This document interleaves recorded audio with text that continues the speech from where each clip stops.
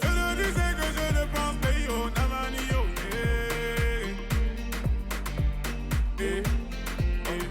Si je te le disais que je le pense, mais yo, namani, yo, Ah, tu vois.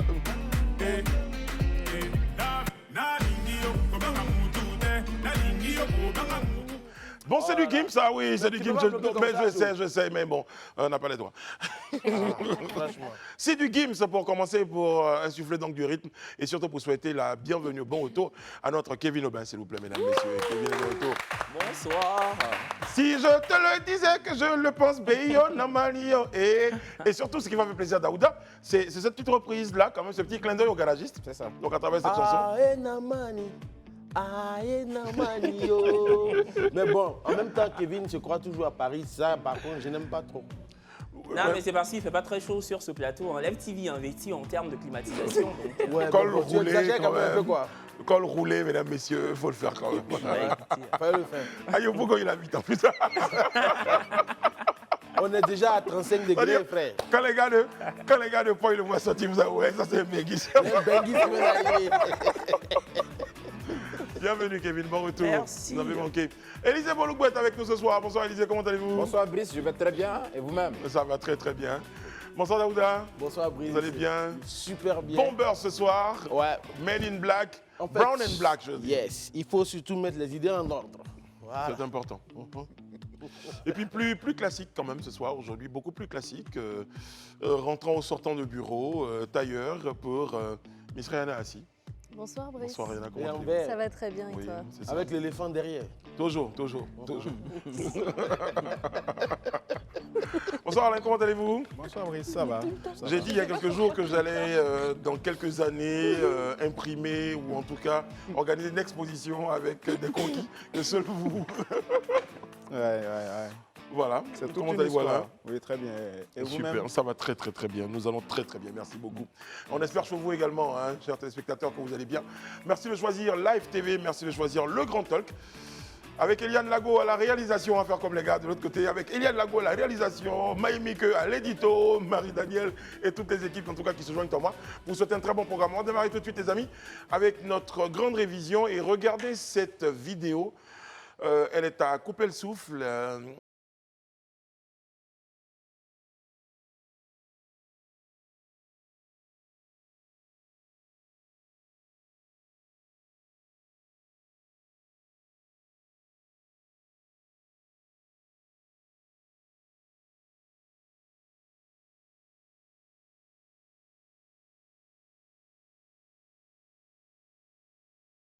Cheers, bravo. Moi, je pense que l'Africa Sport National a peut-être trouvé son nouveau gardien de but. Je rigole. Non, mais c'est un véritable héros, Non, franchement. vraiment, là, pour le coup. La personne qui a baptisé ça héros national, eh bien, c'est... Franchement. On était à 2 doigts. De la catastrophe. Du drame. Non, mais oui, ça aurait pu être totalement. Mais c'est ce qu'on appelle un vrai vigile, quoi. Vigilant, pour le coup, il a été vigilant. Non, Il moi était je pense vigilant. plutôt que la France a eu Gassama. Voici notre Gassama. C'est clair, c'est Franchement, clair. mais- Franchement, mais- ce qu'il a fait là, Bravo. c'est digne c'est un sauvetage rocambolesque, digne d'une parade de Zagoli Gaulier.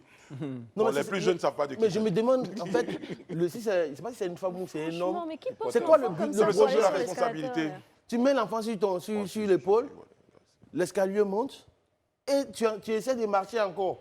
Mais le Bon, souci c'est même, bizarre en fait. Quand vous regardez l'image, regardez quand l'enfant est en train de regarder son téléphone, la Oh personne. C'est ce qui la préoccupe en réalité. C'est en son fait, téléphone. C'est son téléphone. Ça veut dire que elle préfère ne pas laisser tomber le téléphone pour attraper l'enfant qui est en train de se débattre son cou, C'est incroyable. pour préserver son téléphone. Mais vous imaginez à quel niveau on est arrivé? Mais c'est surtout que la personne voulait grimper les escaliers, c'est-à-dire, je ne sais pas si c'est il ou elle, mais je pense qu'en l'occurrence, c'est une jeune fille. Elle n'est pas restée pense sur que c'est les un homme. escaliers, en fait. Moi, j'ai- Ça Donc, Ouais, qu'importe son genre, c'est pas ça le plus important. C'est sa débilité affligeante Franchement. qui est remarquable. En tout cas, bravo à l'agent Bravo, de Vigile. sécurité. Franchement, Vigile. merci. Non, moi je merci au préfère Vigile. agent de sécurité, c'est beau. C'est plus Agent beau. de sécurité. Ouais, D'accord. l'agent de Pour sécurité. le coup, il a été. Mais Vigile, c'est pas non plus Bah oui, dégradant. vigile, Hein. c'est un poste. Ouais, hein. mais agent de sécurité, c'est mieux. C'est un peu comme le technicien de surface. J'ai été technicien de surface et aussi Agent de C'est moi, il sécurité. aura fait tout le métier. Alain Mouné, Ouais, ça. franchement. J'ai vu le deuxième. J'ai vu le deuxième. Donc, il a Tu notes ça? enseignant, Il a été enseignant, oui. Voilà. journaliste. Oui. agent de sécurité. Journaliste ballotté par la police. Voilà. Journaliste. Non, mais Vigile à 7 ans Police. perdu. Vigile à 7 ans Non, pas perdu. vigile à mes temps perdus. Ça, c'est toute une histoire. Et C'est- vigile, c'est en quelle année? Parce qu'il faut Oh, qu'on fasse le là, on chronogramme. parle de la période de 2004-2005. Hein. Et Donc- c'était au CHU de Treichville, donc, vigile. à la clinique Béda. Voilà. Voilà, Vigile, je tiens à vigile, préciser. vigile. Technicien de surface, ça c'était À la clinique Béda aussi. là-bas aussi. Donc, Donc, voilà, vigile, c'est le vigile, donc là. vigile en pleine rébellion, c'est ça? C'était important. C'était Mais important. aujourd'hui, ça m'a permis de payer mes études. On a Je tout, note. tout ça, Technicien vigile. tout ça, on sait. Y a pas de problème. Non, mais il a On note manqué juste- un. Il y a un qui va sortir bientôt. Oui. Il était Manawa. Ah oui. Ouais, ouais, Vous savez pas les brouteurs? Non, Manawa, les C'est aides-maçons. aide-maçon. Aide-maçon pour monter les trucs. Il a Mais fait tu sais que ça Aide maçon, construit, ça mais construit la la petite vie. paire de Bon, les mémoire, amis. il n'a pas oublié. Aide maçon, C'est noté, je mets c'est en parenthèse, à confirmer. Voilà. Ouais, à confirmer. Aide Mais maçon. ça, j'ai pas été par contre. Très bien. Voilà. Moi, je suis sûr d'une chose, il était syndicat du Mgagne. Voilà. Allez, les amis, on poursuit. En tout cas, bravo à notre vigile. Bravo. Franchement, vraiment. franchement. Bravo et faisons attention. Faisons attention à nous, mais faisons surtout attention à nos enfants. Bien Aux sûr. enfants, quand nous sommes avec des enfants, il faut prendre surtout la peine d'être très vigilants pour eux surtout. Après, nous, on fait ce qu'on veut de nos vies. Mais pour les enfants, ils n'ont rien demandé, donc il faut être très, très vigilant. Bon, les amis, le point mondial du jour. On a parlé de cette grande et belle victoire du Sénégal hier. C'était génial. Et puis, Élisée, le point du jour, c'est la Tunisie. On évoque un tout petit peu la Tunisie. Oui, la Tunisie qui a battu une équipe totalement remaniée de la France, 1-0, mais insuffisant pour les qualifier. Ils n'ont pas fait match nul? Non, ils ont battu la France 1-0. Non, la France avait marqué, mais finalement, le but a été annulé par... Non, mais il y a eu à la dernière minute, il n'y a pas eu un but français? Oui, Mais- annulé par l'arbitre. Non, il y a eu le but de Griezmann qui a été annulé, mais ah non, il était hors jeu. Ah, C'est ça? mais allez-nous les... Alain, Mais En fait, Alain, on a le le score. score Alain. final de ce match, c'est 1-0. C'est 1-0. Pour la Tunisie, c'est vrai que Pour la la Tunisie, Tunisie. la Tunisie a donc battu la France 1-0, mais cela reste insuffisant parce que ça leur fait juste, je crois, 4 points. Ouais. Alors que l'Australie a battu de son côté, rappelez-moi, c'était le Danemark. Oui. Donc, ce qui fait que l'Australie a 6 points comme la France qui a déjà fait 2 victoires. Donc, l'Australie et la France sont donc les qualifiés pour la poule D. Malheureusement, la Tunisie a fait ce que la Côte d'Ivoire fait souvent, hein, compter sur les calculs. Si telle C'est ça. personne ouais, de perdre, donc du Je coup, pense que c'est le match précédent que la Tunisie n'aurait pas dû perdre, en fait. Ouais. Voilà, parce que ça c'est- fait mal de c'est- gagner un match et d'être éliminé. Et face à la France surtout, Oui. qui est justement l'équipe totalement... en tout cas, elle est pressentie pour encore une fois remporter cette Coupe Vous avez du parlé Monde. d'une équipe remaniée. Totalement remaniée, une équipe de France totalement remaniée. En tout cas, L'entraîneur de bout en ne bout. prenait pas de risque. Je pense qu'on a voulu garder les cadres parce qu'ils savaient déjà qualifier. Voilà. Même en cas de défaite, ils étaient Donc voilà, toujours- reposer les cadres pour affronter la 8e de finale. C'est d'autant plus que si aujourd'hui il y a l'Argentine qui joue tout à l'heure, mais si d'aventure l'Argentine se qualifiait, qu'elle est en 2e position de sa poule, ce qui est fort probable d'ailleurs au regard des résultats, ça sera un 8e de finale Argentine-France. On se rappelle encore l'affiche en 2018 en Russie, Argentine-France. C'est vrai que là, la France avait disposé de l'Argentine 4-2, je crois. Mais cette fois-ci, je crois que ça sera probablement peut-être une C'est pas la revanche. même histoire. Ouais, c'est pas la même histoire. Ça. Très bien. En tout cas, vous êtes fan de foot, Kevin? Non, mais quand il s'agit de la France ou de la Côte d'Ivoire, je m'y intéresse, ouais. Bah oui. Très bien. Et vous avez regardé lequel des matchs? Bah celui-là, justement. J'étais devant le match. Et il a fallu qu'il regarde pour que la France pète. Arrête. Vous me faites penser à ces chanteurs-là, lorsqu'ils décidaient de chanter pour les éléphants ou pour un homme politique, ben, ça ne marchait pas pour eux, donc ils ont fini par leur dire ne chantez pas. Alors, non, pour les élections. Bon, donc belle performance donc, pour la Tunisie, malheureusement, ça n'a pas suffi. C'est ça. Bon, les Tunisiens, leur surnom, c'est Les aigles de Carthage. les aigles du Carthage. C'est ça. C'est ça. Les Fennecs, ce sont les Algériens. C'est ça, Et l'Algérie. puis les lions de l'Atlas, ce sont Maroc. les Marocains. C'est ça. Ah bah, ça a changé avec le Bénin, c'est plus les écureuils, C'est mis les léopards. les léopards. Est-ce que ça va changer grand-chose Mais Ben, ils vont si. courir beaucoup mieux. Beaucoup Cher plus vite, Ivoire, bien sûr. cher Ivoire. Bon, les éléphants, en tout cas, ils sont prêts. Donc, la chanson, notre leitmotiv, c'est on est prêt, puis on est là. On Bah, attend. ils ont le temps d'être prêts, hein. Ils sont pas à la Coupe du Monde, donc ils ont le temps de vraiment. Franchement, si là ils sont pas prêts, je sais pas quand est-ce qu'ils seront prêts en tout cas. Oui, en tout cas, si là, je faisais allusion à la Coupe du Monde prochaine, ils ont vraiment le temps. Bon, bon, enfin, après chacun sa compétition. Voilà, c'est tout. Bon, on va regarder les images de la scène de liesse, d'une scène de liesse donc au Sénégal. Donc, du coup, ça devait être À la présidence. à la présidence. Ouais. On va regarder les images, donc c'est sympa de voir ces...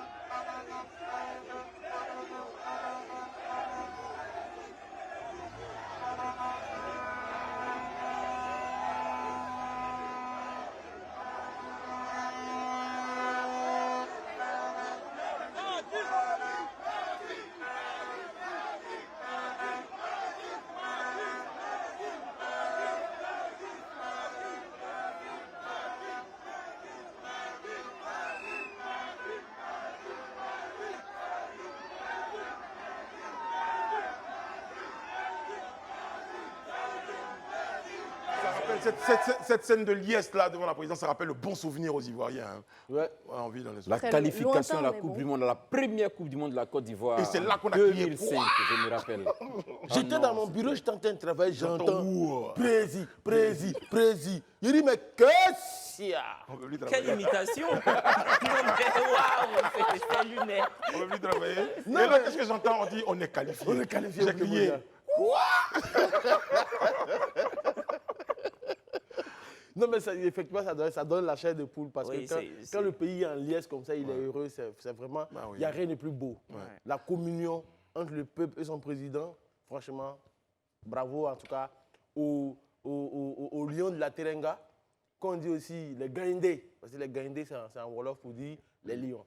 En Très tout bien. cas, bravo une fois encore aux amis de Sadio Mané et de Bouba Diop. Voilà. Je note que le football a ça de magique, en ce sens qu'il arrive à rapprocher, À à rassembler. réconcilier les populations. Il y a quelques semaines en arrière, le Sénégal était quand même en proie, c'était des difficultés sur le plan politique, avec quelques manifestations, avec des tensions vraiment qui résidaient. Mais ça, en tout cas pour le temps de la Coupe d'Afrique, pardon, de la Coupe du Monde, c'est un souvenir qui est derrière. Tous les Sénégalais, en tout cas, font bloc. Quand on voit ça, le peuple vient communier avec son président. Peu importe hein, qu'on soit La de divergence, l'opposition ou bien qu'on soit du parti au pouvoir, mais tout le monde, en tout cas, est autour de son équipe. Et c'est ça la beauté du football, en fait. C'est pourquoi moi, je trouve que c'est important d'investir le maximum de moyens, de donner les moyens vraiment à nos équipes nationales, de donner le moyen à ceux-là qui portent haut le flambeau. Parce que pour un temps, quand même, ça vient comme une catharsis pour les populations qui très souvent sont confrontées à des violences politiques, sont confrontées à quelques soucis. Mais le football a ça de magique, de faire qu'on oublie ces instants de douleur-là au profit vraiment d'instants de joie, d'instants de Surtout bonheur. quand on gagne, surtout quand on Voilà, gagne. surtout quand on Et puis, gagne. je pense que Vraiment, pour le bravo Sénégal- encore aux Lions. pour le Mais Sénégal, c'est un double honneur quand je même, tenais à parce que- revenir en fait sur l'hommage qu'ils ont rendu à Pape Bouba Diop. Vraiment, ça aussi, ça m'a marqué. Pape Bouba Diop qui est décédé, qui était du périple de 2002, la grande équipe du Sénégal en 2002, qui était arrivée en quart de finale même de la Coupe du Monde et qui est décédé il y a de cela 1 an et demi environ. Donc, après la victoire, ils ont dédié vraiment cette victoire à Pape Bouba Diop et je pense que c'était une très bonne chose. Je pense que ce n'est Non, pas que c'est- Pape Bouba Diop, c'était peux aussi finir ma Sadio phrase, Mané Julien. qui est resté aussi au pays, qui n'a pas pu aller jouer parce qu'il est blessé. Et c'est l'entraîneur Aliou Cissé. Aliou Cissé, Aliou du Cissé, Sénégal. justement, qui a fait un clin d'œil à Bruno Metsu, qui a été un mentor pour lui durant tout son parcours d'entraîneur. Et je pense que c'était un très bon hommage à toutes ces personnes-là. surtout à Sadio Mané. Maintenant, vous avez terminé votre phrase. Non, non, ce que je voulais dire, c'est tout simplement que c'est un double honneur pour le Sénégal, d'autant plus que ce n'est pas que le Sénégal que ça représente, mais c'est aussi une partie de l'Afrique noire, donc qui est célébrée à travers cette victoire et cette qualification. Donc, je veux dire, aujourd'hui, ils se célèbrent eux-mêmes, mais en même temps, ils célèbrent une forme de fierté vis-à-vis de toute cette Afrique-là. Merci, Rena. Merci beaucoup. En prime. Mais oui, je suis totalement d'accord avec toi. Et pour revenir justement à l'hommage rendu à Sadio Mané par Aliou Cissé, moi je pense que bon, Aliou Cissé devrait surtout honorer les joueurs qui ont mouillé le maillot sur le terrain. Voilà, ce sont ces joueurs-là qui sont parvenus à justement conduire le Sénégal en huitième de finale de la Coupe du Monde. Certains affirmaient ici, même sur ce plateau, certains sérinaient à qui vous l'entendre, que sans Sadio Mané, le Sénégal ne pourrait pas se frayer un chemin dans cette Coupe du Monde. Bah, aujourd'hui, on a... Non, je crois que Bah, si certains l'ont dit, aujourd'hui on a la dit, preuve hein. qu'une équipe de foot n'est pas tributaire d'un seul membre et que justement Sadio ou pas, bah justement le Sénégal est à même de poursuivre son chemin. tout Mais je simplement. pense qu'au-delà de tout, hein, même si Sadio n'est pas avec eux au Qatar, je suis sûr qu'il appelle ses coéquipiers, qu'il leur donne de la force, qu'il leur donne du non, courage. même au-delà, C'est très aujourd'hui, important, en fait. Sadio Mané fait partie des meilleurs footballeurs au monde. Voilà. Et donc, forcément, quand vous avez le meilleur ou l'un des meilleurs footballeurs au monde dans votre équipe, c'est une plus-value. C'est vrai que s'il n'est pas là, on fait avec, mais ce serait bien, ça aurait été peut-être une plus-value de l'avoir avec Mais c'est les ce autres. qui montre leur force, c'est-à-dire que malgré qu'il n'est pas l'un des meilleurs footballeurs au monde, ils ont réussi quand même à arriver à se On veut unanime, on est d'accord avec- nuancer voilà, les propos voilà. de Kevin en disant que, bon, je ne sais pas qui lui a dit ça, mais il y a des personnes qui disent si Sadio n'est pas là, les autres ne vont pas aller. Non, pas du tout. Mais pour dire que le fait que Sadio n'y soit pas, ça pouvait être, en tout cas, allons-y, soyons positifs, le fait qu'il y soit, ça aurait été peut-être un peu plus facile. On ne sait pas. Quoi qu'il en soit, Kevin, on a compris votre point de vue. Sadio n'y était pas, les autres ont mouillé le maillot et c'est tout en leur honneur. Voilà. Daouda, il renchérit en disant Sadio les appelle, il apporte aussi son soutien, il apporte sa présence. Et ça, c'est important. Très, très bien. Les amis, on va donc poursuivre. Mais j'ai une petite info là. Donc, c'est Georges Weah. Vous vous souvenez, Georges Weah donc, et son épouse qui ont rendu visite donc, à leur fils Timothy Weah, donc, qui joue aux États-Unis. Oui, qui joue pour la sélection américaine. C'est ça, exactement. Pour le féliciter de la qualification des États-Unis en huitième de finale. Ça fait bizarre, ça, quand même. C'est pas bizarre. Le Y a président rien de bizarre. libérien qui accompagne Oui, mais avant d'être avec son président, épouse, il vient dire merci à son Merci, fils. c'est ce que je qui voulais joue à dire. l'équipe. avant d'être président de la République Il est du père. Libéria, il est d'abord père Voilà, donc de Timothy.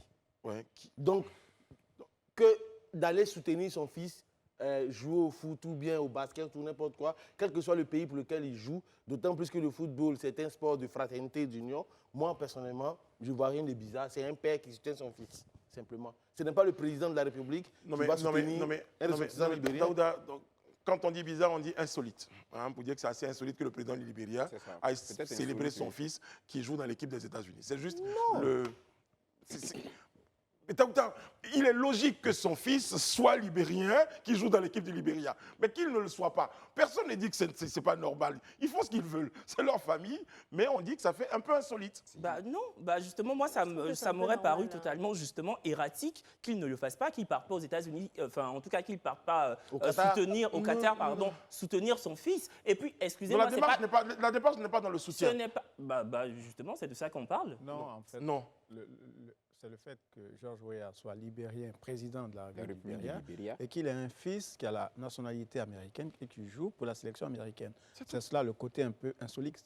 Ce n'est pas, Un père qui soutient son voilà, fils, ce n'est non, pas c'est négatif. Non. C'est juste un fait qu'on insolite. relève. On comprend très bien Pour ce dire que que- le président du Libéria C'est ça. a un fils qui joue dans une sélection étrangère, notamment la sélection américaine. C'est tout. insolite, certes, C'est pas- mais quand on regarde le niveau du football, aujourd'hui, regardez le football au niveau du Mais Libéria. Daouda, on n'est pas dans Mais ça- l'analyse là, mais on non, est pas du simplement. tout, on est juste dans le constat. Bon, Ouais, mais pour le coup, c'est vrai que insolite, c'est le bon mot. C'est assez voilà, insolite voilà. parce qu'on n'a jamais vu le président Alassane Ouattara aller soutenir un fils français. Donc oui, ça c'est insolite, mais en tout cas... Écoutez, soutenir moi son excusez-moi, mais j'ai mon petit neveu qui jouait en équipe de Suisse.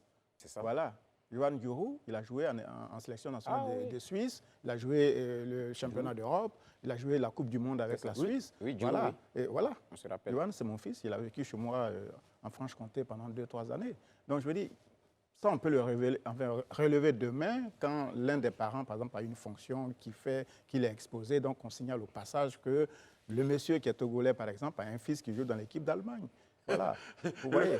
Je vais plus En loin plus, dans on la a- science-fiction et l'insolite va être meilleur le jour que la France, non, le jour que les États-Unis joueront contre le Libéria Oui, c'est et ça. que le but sera marqué par le fils par le fils, de par Georges exemple. Weah. Bon, Il sera obligé de En lever plus, les mains. on n'est pas en train de parler juste de Georges Weah en tant qu'ancien footballeur, mais on parle du président, de la président du République Libéria. Donc je pense que on n'est pas en train de dire que c'est mauvais le fait bien de. Non, mais ils ont été tous d'accord pour reconnaître que c'est juste c'était le caractère insolite. insolite. Si tout le quoi, monde c'est est tout. Non, insolite. on Non, est c'est d'accord. insolite, c'est Je insolite. dis juste que c'est le père. Dans la sélection allemande, je pense que l'année dernière, on avait aussi un Allemand. Les frères d'origine- Boateng. Voilà, il y en a un qui jouait pour Il le y a un qui Ghana. joue pour le Ghana, et un l'autre qui joue pour la- l'Allemagne. Voilà, donc vous avez tout résumé. Même on a le frère William. Il y a un qui Ouais, joue pour l'Espagne et un qui joue pour le Ghana. Voilà. Le frère William. En tout cas, le Libéria en 2027 n'a qu'à se qualifier pour la Coupe du Monde. Et voilà. Même que pour la CAN d'abord, en 2024. Très bien, très bien. Mais là, on Non, parle- mais c'est parce que donc les États-Unis, il a parlé de la c'est Coupe du Monde, juste, parce que les États-Unis doivent pas jouer la CAN.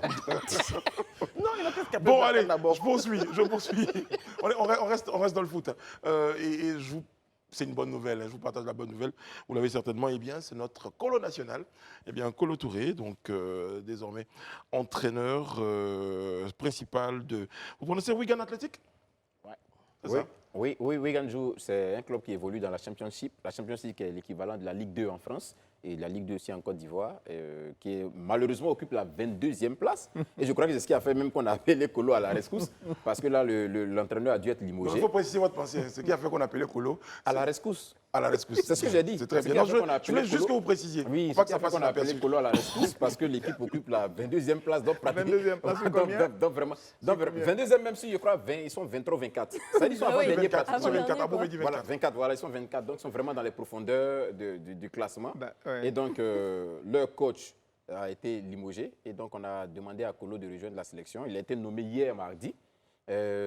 Déjà, pour rappel, hein, Kolo est l'entraîneur, jusqu'à ce qu'il soit nommé hier, il était l'entraîneur adjoint de Leicester. de Leicester, ouais. Voilà, l'adjoint à Brendan Rodgers, qui est le manager général de Leicester, et ça depuis 2019. Leicester qui avait de belles performances. Voilà, ils ont même, voilà, Leicester qui a été pendant 2 saisons l'une des attractions du championnat anglais, et grâce notamment au coaching de Brendan Rodgers, mais également avec Kolo. Ils sont arrivés en 2019 à la tête de Leicester. Il était avec Brendan Rodgers à Celtic, Glasgow, et après avoir permis à Celtic de reprendre le championnat, ils sont revenus en Angleterre. Kolo, pour ceux qui ne le sauraient pas, hein, aujourd'hui il est détenteur d'une licence UEFA Pro, qui est le diplôme supérieur en matière d'entraîneur qui existe. Donc ça veut dire qu'aujourd'hui il a la capacité d'entraîner tous les clubs qui existent au monde, quel que soit voilà, le niveau de ce club-là. Et après avoir obtenu bien évidemment la licence Pro A, la licence Pro B et autres qui sont aussi des niveaux. Aujourd'hui même, il est en train de préparer un diplôme un master international player qui consacre l'aptitude de son titulaire à exercer les fonctions de manager en administration du sport, du football notamment. Donc c'est dit que vraiment, il a réussi une reconversion totale. Il s'est vraiment engagé à la formation, il a voulu maîtriser les rouages vraiment du football. Être légitime. D'être footballeur et aujourd'hui ça porte ses fruits. Mais est-ce que c'est pas une tannée justement pour Kolo Touré que d'accepter un club qui est totalement en train de suffoquer comme ça parce C'est un que- challenge. C'est un challenge. Ah, On il peut a vraiment considérer- du pain sur la planche. peut hein, considérer parce ça que comme un en challenge. quatrième, bon. Ben, ce que Kevin dit s'entend, hein, c'est vrai que, mais comme Brice le dit aussi, c'est un challenge. À supposer que vous imaginez aujourd'hui si Kolo, qui prend une équipe à 22e de la Championship, au terme de la saison, se retrouve peut-être premier, ou bien en train de monter en Première Ligue, mais vous voyez sa valeur marchande. Ça. Du coup, Ça révèle du miracle. Hein. Non, ça du peut- tout. 22e à premier. Ça a déjà été vu. la saison est encore longue. La saison, Ah, c'est vous qui regardez par voilà, la saison est encore longue. La saison est prévue finir pratiquement au mois de mai, juin là-bas. Donc la saison est encore longue. Ok. Donc imagine qu'il arrive à ramener ce club-là vraiment dans les Élisée, quand Élisée est fan, ça se sent. Non, il faisait ça. Élisée, Franchement- quand il parle du Sénégal, il parle. Je vais vérifier votre nationalité. Vous, après. Quand il parle du Sénégal, mais là, quand il parle Kolo Touré, mais c'est. Rien est mort, c'est les gars, il dit chier. C'est ça, c'est Élisée. Bon, les amis, merci. Il est On va sortir du foot et puis on va pour notre vidéo du jour, regarder cette vidéo-là. C'est une salle de classe du lycée moderne Amagou Victor de Marcory. Regardez, c'est choquant. Doucement, hein. N'allez pas vous noyer. Entrez.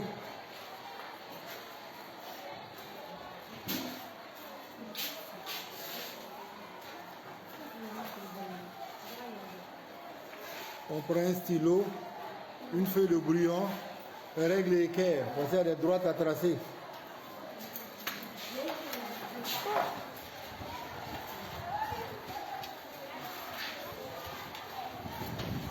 Bon, Ah, d'accord. Oui, oui.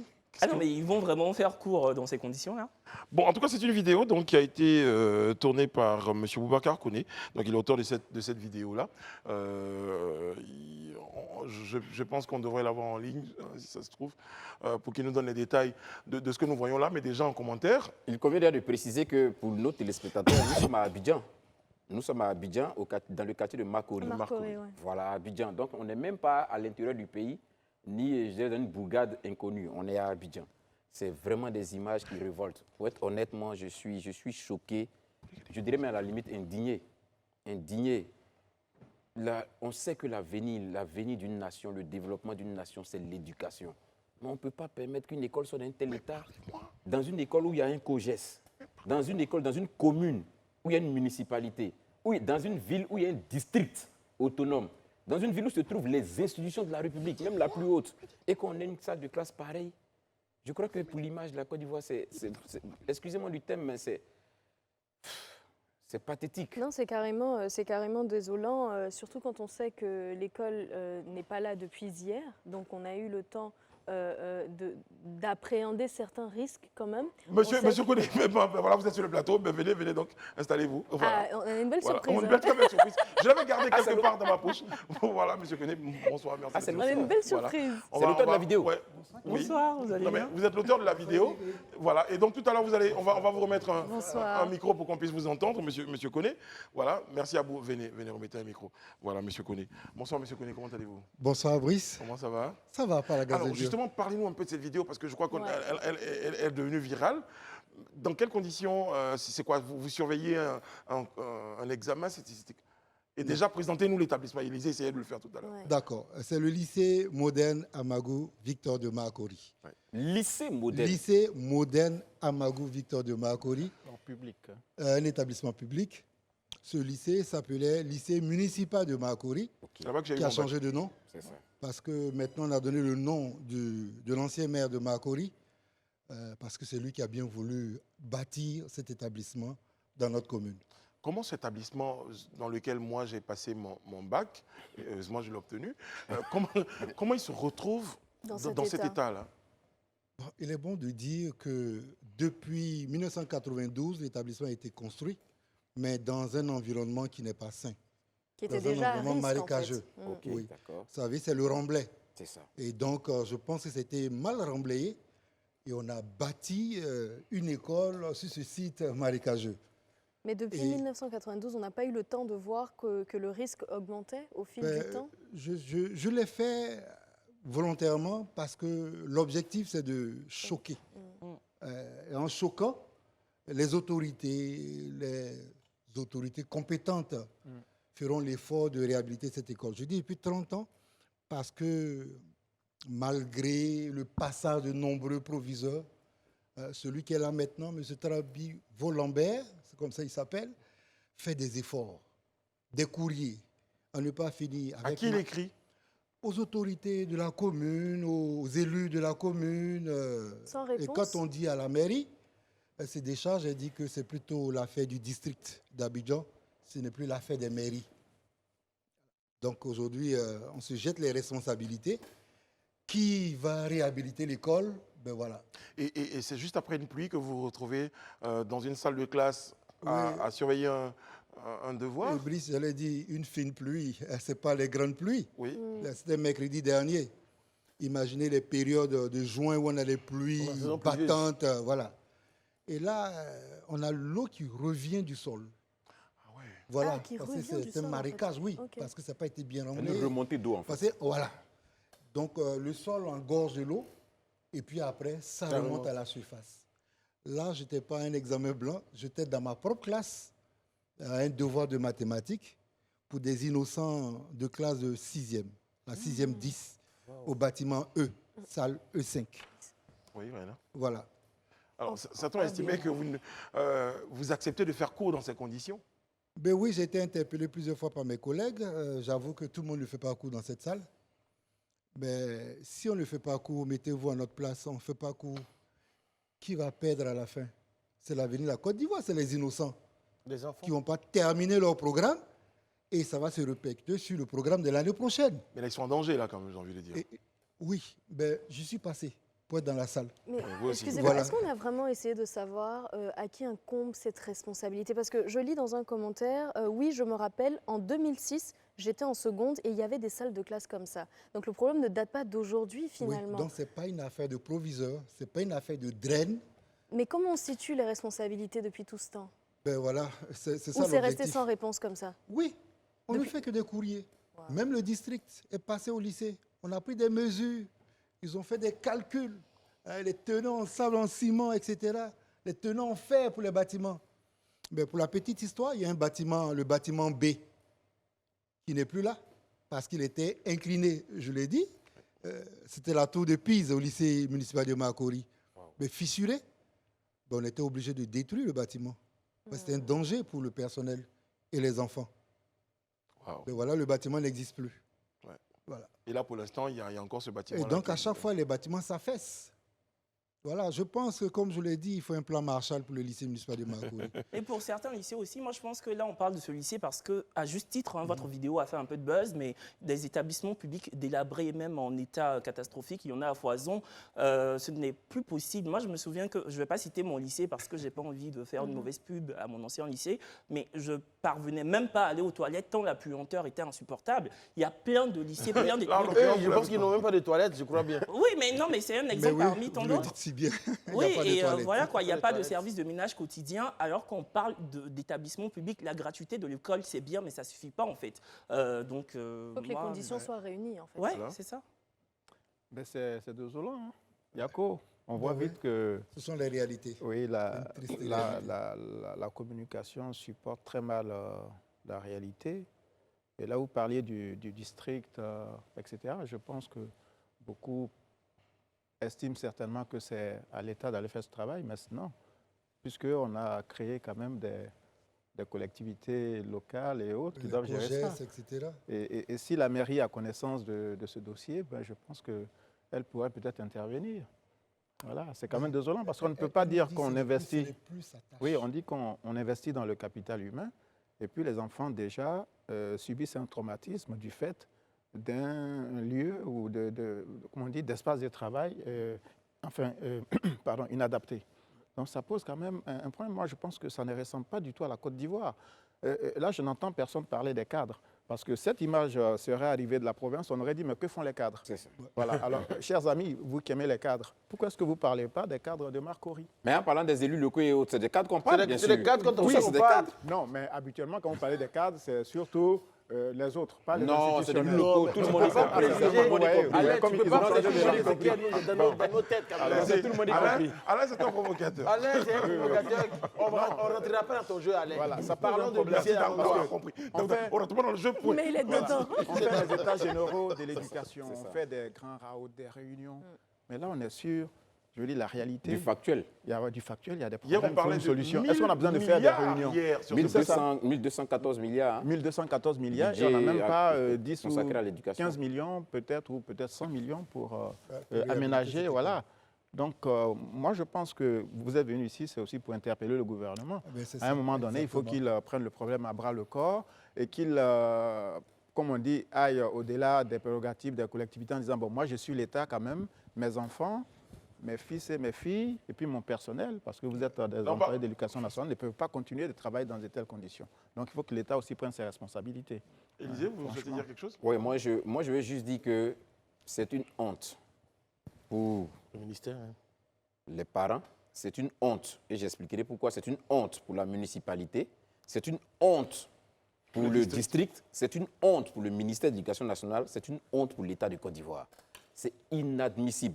Toute cette échelle-là, il n'y a eu personne qui a été ému par cette situation-là, au point où aujourd'hui on se retrouve à publier une telle vidéo sur la toile. Je pense que logiquement, les gens ne doivent même pas être en mesure de se regarder dans un miroir, regarder une telle vidéo. Ceux qui sont élevés en responsabilité sur ces gens d'action. Mais ce n'est pas possible. Qu'on me dise non, on a sollicité la mairie, que la mairie dise non, c'est plus de son ressort. Mais diantre. Oui. Donc parce que C'est un problème. ce n'est pas de ton ressort, Donc, tu ne fais des gens dont tu sollicites le suffrage, chaque fois qu'ils doivent être élus, doivent rester dans la boue. Quand il s'agit de faire les votes, là, on ne dit pas non, qu'on va aller chercher des gens du district. Hein. C'est cette même population qu'on sollicite le suffrage. Mais attends, combien de millions ça va coûter de réhabiliter une telle école ou bien de réhabiliter une telle classe? C'est ce moyen-là que personne n'a dans toute la commune de Makori, ou au niveau du ministère, ou même au niveau du district. Mais soyons raisonnables, les gars. Arrivé à un certain moment, il faut qu'on ait le courage de se regarder dans le miroir et puis de dire on a échoué, on a honte. Toute la chaîne doit répondre devant, en tout cas les citoyens, d'une telle attitude. C'est pas normal. Et l'ironie quand même de cette histoire, c'est que cette école sert certainement de centre de vote. Mais oui. C'est-à-dire qu'on va en plus solliciter le suffrage de ceux qui sont dans la gadoue en disant bah, écoutez, le temps d'une élection, on vous considère, etc. Non, il faut arrêter La tout dernière ça. réhabilitation de cet établissement date de quand, M. Koulibaly? Ben, il n'y a pas longtemps, il y a un bâtiment qui a été construit. Là aussi, je veux dire, le proviseur était pour quelque chose. Et si vous vous rappelez, je crois en 2015, le lycée municipal de Koumassi a été réhabilité avec l'effort du député maire Cissé Bakongo. C'est ça. Et je crois qu'il y a des entreprises au maïs. Je crois qu'il y a une branche de, est-ce que je peux dire, Allez-y. Snedaï. Je crois que c'est Omniservice qui réhabite les écoles. Je pense qu'on peut prendre la tâche avec ces entreprises-là pour qu'on ait une école digne de Makori. Et avant, c'était le seul établissement public de la commune de Makori. Il n'y a pas deux. Il n'y a pas deux. Donc, pour dire que. Bon, après, si on s'est le rendu seul compte après établissement que, public, vu que ça a été construit sur une zone marécageuse, que ça pose problème, après, il faut même imaginer la délocalisation s'il le faut. Voilà, c'est une Pourquoi proposition. C'est une On proposition. délocalise et puis on réhabilite l'école entièrement. Et Non, puis mais on même revient sur au-delà le- de ces images de la zone marécageuse, vous aviez aussi dit que le lycée était souvent fréquenté, écumé par des crackmans, des drogués. Ben oui, Oui. ça, là, je n'ai pas filmé. C'est les profs de sport. Ben, il y a un espace qui sert pour le sport. Enfin, ce n'est pas un terrain de sport, rien du tout. C'est une zone vide ben, qui est visitée par des riverains. Ça devenait un Des fumoir. personnes, Les oui. fumoirs, Voilà, je suis sûr. ça, Voilà, j'avais pas envie de le dire. Aujourd'hui, c'est devenu le Voilà, terreau. quelquefois, Dans les établissements. Les terrains servent maintenant à des Nos enfants sont livrés à sont des visités par certaines personnes qui leur prennent leur argent. Voilà. Et il y a pas- le pan de mur est tombé. Donc l'insécurité même, en plus Ben, d'avoir ça, une école je comme je ça, vous on a dis pas plus. l'insécurité. Je vous dis Voilà, pas non, mais plus. c'est clair. Voilà, je vous Non, mais dis je pas pense plus. qu'on en a entendu assez quand même pour être outré et pour quand même interpeller toute Mais la je crois que chaîne c'est de l'objectif de responsabilité. votre présence. C'était l'objectif déjà de la vidéo, pour utiliser une expression dans l'Ain Toussaint. C'est un cri de cœur qui a nécessité cette vidéo. Après, vous faites ce que vous pouvez avec les élèves. On sait bien que là, vous avez souhaité présenter la situation telle qu'elle est. Mais après, vous êtes d'ailleurs fatigué d'avoir déblayé, enlevé l'eau, balayé. Il fallait montrer cette situation-là. Et vous êtes passé sur notre plateau ce soir pour nous donner les détails qui accompagnaient donc cette vidéo-là. Et je crois qu'au-delà, c'est un cri de cœur pour dire que le lycée municipal de Marcory, qui est devenu le lycée Amagou Victor de Marcory, a besoin d'aide. S'il vous plaît. Vraiment. S'il vous plaît. D'urgence. D'urgence. Et merci pour votre Voilà. vidéo. Merci à vous aussi. Merci de m'avoir Merci, monsieur. accepté. Et C'est le courageux. relais. Et c'est C'était courageux de l'objectif. Bravo, hein, merci. Merci beaucoup. D'être courageux, justement, d'être On encourage les autres à suivre votre exemple. Ouais, On merci encourage les autres à infiniment. suivre votre Merci exemple. beaucoup. En tout cas, ils peuvent venir ici nous dire. Nous, on marque une courte pause. On se retrouve juste après pour la suite. À tout de suite. Nous sommes de retour sur le plateau du Grand Talk en compagnie d'Élysée Bolougbe. Honte, oh honte. On va retenir votre intervention de ce jour. Non, non. Elle sera dans les livres d'histoire. C'est une intervention d'anthologie. Donc là, avec nous, toujours bon. Voilà, Rayana assis, Oui, Brice. bien sûr, sur le côté. Voilà, c'est comme ça qu'on vous surnomme d'ailleurs, c'est Internet. Sur le côté. Alain Toussaint est avec nous. Bonsoir. Comment il dit bonsoir là Oui, bien sûr. Bonsoir. Ben oui, mais parce que bonsoir à ceux qui nous rejoignent. Ceux qui nous On le dit, rejoignent on ne dit maintenant, jamais assez. Et puis nous avons Kevin Aubin qui nous a rejoint depuis quelques minutes. Comment Même ça, pas depuis le début de l'émission? Oui, ça fait quelques minutes. Ah, bonsoir. Mais je ne sais pas. Il faut Attendez, que j'explique tout. on fait la même émission ou bien Oui, mais je ne sais comprends pas, comme dit quelqu'un. Oui, salut, l'autre est là depuis Voilà. quelques minutes, je comprends pas. Quel livre disait quelqu'un. On n'a qu'à tout vous expliquer. Bon, allez, plus sérieusement. Nous sommes en compagnie de monsieur Socrate. Il faut que je retrouve exactement ma fille, Socrate Kofi. Je me suis basé sur le Socrate, que j'aime beaucoup d'ailleurs. Socrate Kofi, bonsoir, merci d'être dans notre compagnie. On a eu envie de dire 1 an plus tard. Hein. Oui, un an plus tard. Exactement. Vous êtes sur notre plateau en votre qualité d'expert en lutte contre les violences basées sur le genre et la raison. Eh bien, ce sont les enjeux de la campagne de 16 jours d'activisme contre les violences faites aux femmes. Est-ce qu'il y a une différence? On va refaire un peu de pédagogie, hein. Chaque année, il est important d'ailleurs, pour ceux qui nous rejoignent, pour ceux qui n'ont pas toutes les informations, qu'on explique un tout petit peu ce que c'est qu'une violence basée sur le genre, ce qu'on explique qu'une violence faite aux femmes. Bon, enfin, vous êtes l'expert, vous avez la parole. D'accord, merci. Merci. Je pense que, avant de parler d'abord de ces différences, je voudrais dire que nous sommes dans une campagne. C'est la campagne des 16 jours d'activisme de lutte contre les violences faites aux femmes et aux filles. Alors, la différence entre les violences basées sur le genre et la violence faite aux femmes. Je vais prendre une image toute simple. C'est une grande assiette dans une petite assiette. D'accord. Voilà. Quand on parle de violence basée sur le genre, ça va impliquer VBG. Ça va impliquer les violences faites aux femmes et aussi aux hommes. OK? Alors que la violence VFF, comme on l'appelle techniquement, violence faite aux femmes, c'est violence faite aux femmes et aux filles. Très bien. Voilà. Et cette période qui part du 25 novembre au 10 décembre s'y prête bien de parler de violence faite aux femmes. Élisée? Oui, je voulais savoir, aujourd'hui, c'est quoi l'état des lieux en Côte d'Ivoire? De la violence faite aux femmes, c'est quoi l'état des lieux? Est-ce que la Côte d'Ivoire peut être considérée comme un pays où vraiment on constate beaucoup de violences faites aux femmes, ou c'est relatif, ou c'est un pays qui fait des efforts dans ce sens? Pour contrecarrer ça, je veux savoir. Très bien, je pense que la Côte d'Ivoire est un pays qui fait beaucoup d'efforts, beaucoup d'efforts. Vous êtes sans oublier que la Côte d'Ivoire a traversé un moment de crise, c'est-à-dire à partir de 2010 par là. Et c'est des moments qui ont exacerbé ces violences-là. Il y a des enfants qui ont grandi en étant témoins de ces violences-là, qui aujourd'hui répercutent ces violences-là dans leur foyer et tout ça. Mais l'État de Côte d'Ivoire a mis les bouchées doubles pour que ces violences-là diminuent, voire éradiquer ces violences-là. C'est pourquoi déjà depuis... Résultat? Résultat, les violences... Vous disiez, donc résultat, on est passé de combien à combien, par exemple, en termes de chiffres? Elle parle des résultats de ces efforts qui ont été faits par la Côte d'Ivoire pour combattre les violences faites aux femmes et aux filles. En fait, en termes de chiffres, si je vous dis les chiffres, ce sera un peu difficile de comprendre. Parce que vous savez, depuis 2010, les efforts du gouvernement, c'est de se rapprocher des populations en créant des cadres de réponse à ces violences-là. Aujourd'hui, nous parlons de plateformes qui sont des réseaux de collaboration. On trouve des médecins, on trouve des psychologues, on trouve des psychiatres, on trouve tous ceux qui peuvent intervenir dans la chaîne de réponse à la violence. Et de plus en plus, en Côte d'Ivoire, les langues se délient. Nous avons 83 plateformes, par exemple. Et l'année prochaine, nous comptons atteindre 90, peut-être 100 plateformes, pour dire que nous sommes en train de multiplier ces systèmes de réponse-là. Lorsque nous multiplions, chaque année, nous augmentons. Ça veut dire chaque année, nous nous approchons plus de population et nous allons jusqu'au dernier kilomètre pour que cette personne qui est dans la forêt, qui sort rarement, sache qu'il y a des violences basées sur les gens qui sont réprimés en Côte d'Ivoire. Mais il faut les dénoncer. Donc, ce qui fait que chaque année, les chiffres que nous allons vous donner sont en perpétuelle augmentation. Mais cela ne veut pas dire que, de façon globale, ça ne diminue pas. Mais comment vous mesurez l'efficacité alors de ces campagnes? Oui, l'efficacité, on mesure l'efficacité de ces campagnes auprès des populations d'abord parce qu'on a l'engagement des leaders communautaires. Quand un chef te dit, mais ça, je ne savais pas que c'était une violence. Je veux demander pardon à ma femme. Je veux demander pardon à mes enfants. Je veux demander pardon à mon mari. C'est des témoignages assez récurrents. En tout cas, on aura, monsieur Kofi, l'occasion de revenir donc, sur la définition, hein, la définition, mais c'est quoi exactement? Et qu'est-ce qu'on met dans la notion de violence faite aux femmes ou violence basée sur le genre? D'accord, c'est tout acte perpétré sur une personne en fonction de son sexe, qu'elle soit homme ou femme, voilà, qui est fait sans son consentement et qui peut lui porter préjudice. Alors, moi, je voulais venir sur ce qui provoque cette violence-là.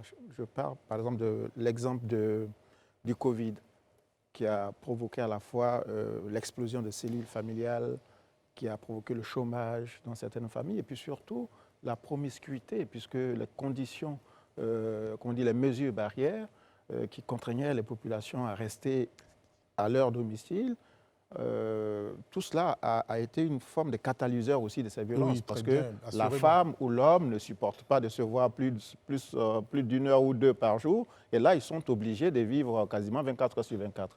Est-ce que vous avez observé également ces causes dans les nombreux autres qui peuvent déclencher la violence ou les violences? Oui, assurément. Moi, je vais vous dire que la pandémie de la Covid-19, c'est ça, c'était une pandémie, c'est ça. Mais à côté de cette pandémie, il y avait une autre pandémie qui grandissait aussi. C'est celle des violences basées sur le genre. quand on se retrouvait à 21h confinés dans nos domiciles, alors que souvent on a l'habitude d'être dehors en train de faire certaines choses, on se retrouve déjà serré, de la promiscuité, avec souvent, piégé même, avec un conjoint violent ou une conjointe violente, parce que je parle dans les deux sens. C'est vrai que nous sommes en campagne pour les femmes, mais quand on se retrouve piégé, la pression de la Covid, l'interrogation du lendemain, est-ce qu'à cause de cette pandémie, je ne vais pas perdre mon travail? C'est ça. Tout ça, l'un mis dans l'autre, fait que souvent, on n'arrive pas. On est sous pression et on n'arrive pas à contrôler ces pressions. Et tout de suite, ça va entraîner une explosion en termes de violence basée sur le genre. Donc, vous avez parfaitement raison dans votre analyse. Bon, la question que je voulais vous poser, vous avez parlé des causes, mais aujourd'hui, en Côte d'Ivoire, pour vous qui menez des études, qui menez des campagnes sur cette question de VFF, c'est ça, non? Ouais. Violence basée sur... Non, faites violence aussi faite aux femmes. aux femmes et Voilà. aux jeunes filles. Aujourd'hui, quelles sont les conséquences réelles sur le terrain? Quels sont les impacts qu'on voit sur ces jeunes femmes, ces jeunes filles? D'accord, doucement pour votre question. Vous parlez d'impact des campagnes? Non, les conséquences, ou des en fait. conséquences? Les Voilà, conséquences, préciser ouais. pour qu'on puisse savoir. Voilà. En fait, je voulais que ça soit plus précis, en fait. C'est pourquoi il va y avoir Mais d'impact. vous dites deux choses, en fait, on est dans la dichotomie. D'accord. Donc, je vais dire quoi? Ces campagnes ont comment on dit, des résultats. Ont des résultats. Aujourd'hui, par exemple, nous avons pu faire reculer les mutilations génitales féminines, qui étaient de 43% en 2005. Aujourd'hui, nous sommes à 36,6%. Comprenez? C'est déjà une victoire. En termes d'impact sur les populations, aujourd'hui, grâce à cette politique de scolarisation, par exemple, où la jeune fille dans certaines localités n'avait pas droit à aller à l'école. Et c'est une violence aussi, c'est ce que nous appelons en termes techniques déni des ressources, d'opportunités ou de services. N'avait pas droit à aller à l'école. Grâce au leadership du chef de l'État, aujourd'hui, la fille et le garçon ont les mêmes chances de réussir à l'école. Et on est obligé de la scolariser au même titre que le petit garçon. Je pense que voilà des impacts parmi tant d'autres. Mais là, je parlais des conséquences, en fait. Mais les conséquences, les conséquences des violences basées sur voilà. le genre, les conséquences peuvent aller jusqu'à la mort. Peuvent aller jusqu'à la mort. On peut avoir des conséquences immédiates, on peut avoir des conséquences à moyen terme, des conséquences même à long terme. Et c'est la fracture de la société, en fait. Voilà. Et le résultat, c'est la fracture de la société. Alors, parce que vous dites, c'est important, c'est qu'aujourd'hui, à travers ces campagnes-là, et ça c'est tangible, à travers ces campagnes-là, aujourd'hui, on voit que les langues se délient.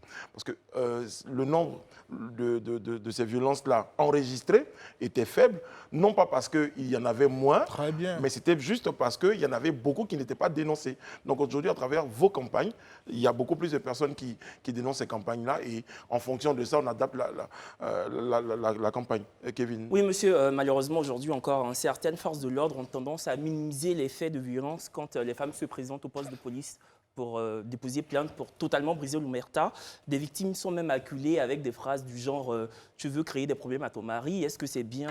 ou d'autres inepties de ce genre. Est-ce que ça vous arrive de sensibiliser ou même de présenter des panels destinés aux forces de l'ordre pour justement qu'ils stoppent ce genre de conneries?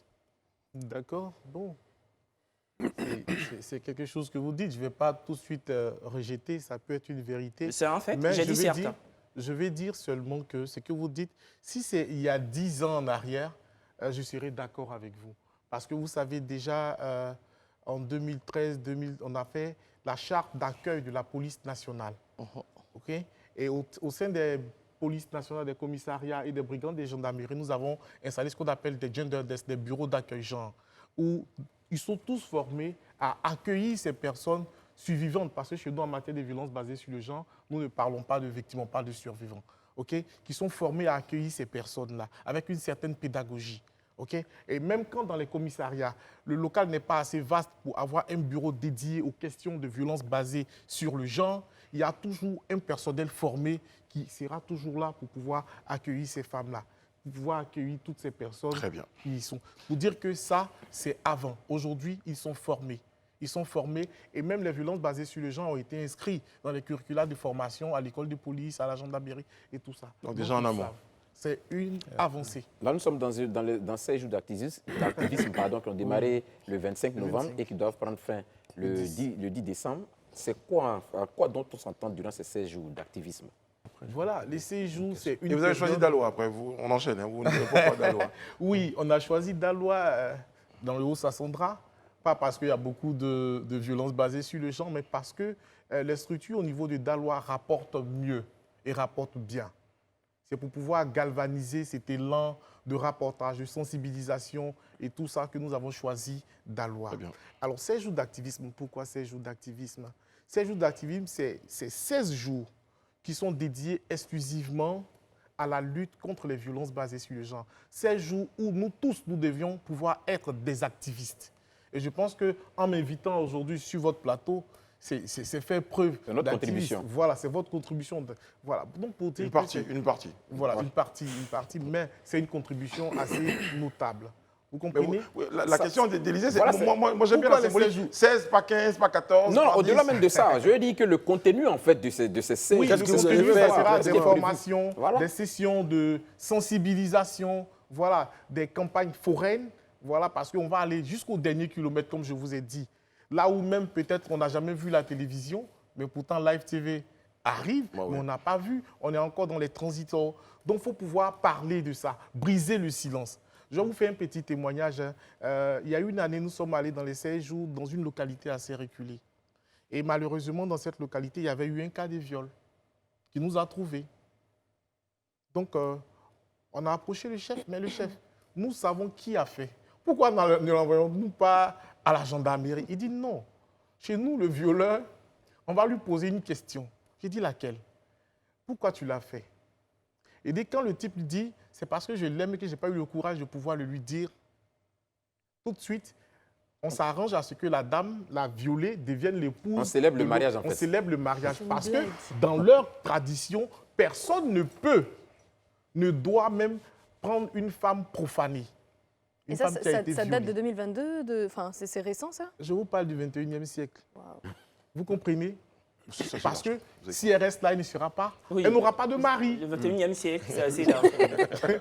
Vous comprenez? c'est grave, hein, Donc, pour dire enfin. que ces campagnes de sensibilisation, et aujourd'hui, ce chef-là, il a livré le type 1, mais en plus de l'avoir livré, aujourd'hui, c'est un de nos champions. Très bien. Alors, moi, je voulais revenir sur les femmes victimes de violences. Qu'est-ce qui est prévu au niveau de la prise en charge? Quel type d'accompagnement faites-vous, mettez-vous dans la balance pour que ces femmes, ces personnes qui sont atteintes dans leur chair, ils trouvent une forme d'équilibre? Une forme d'équilibre, c'est ça. L'équilibre perdu. C'est ça. Voilà. En fait, la prise en charge, elle est holistique. Dirons intégrale, globale. Voilà. La prise en charge va venir répondre aux besoins exprimés par la personne survivante, aux besoins souvent non exprimés mais compris par le prestataire qui est en face. On pourra avoir une prise en charge médicale. Et la prise en charge médicale, elle est très, très importante dans les cas de violences basées sur le genre, surtout dans le cas de viol où la prise en charge médicale doit pouvoir intervenir dans les 72 heures. Dans les 72 heures, pourquoi? Parce que ça va nous permettre à la personne survivante d'éviter les grossesses non désirées de la part de son violeur, d'éviter certaines pathologies. Donc très rapidement, mettre le pronostic vital de cette dernière-là en sécurité. Autre prise en charge, la prise en charge psychosociale, qui va aller à partir de l'écoute, qui va décider si la personne doit aller voir un psychiatre, si la personne doit avoir un psychologue en fonction de la gravité. Elle sera orientée.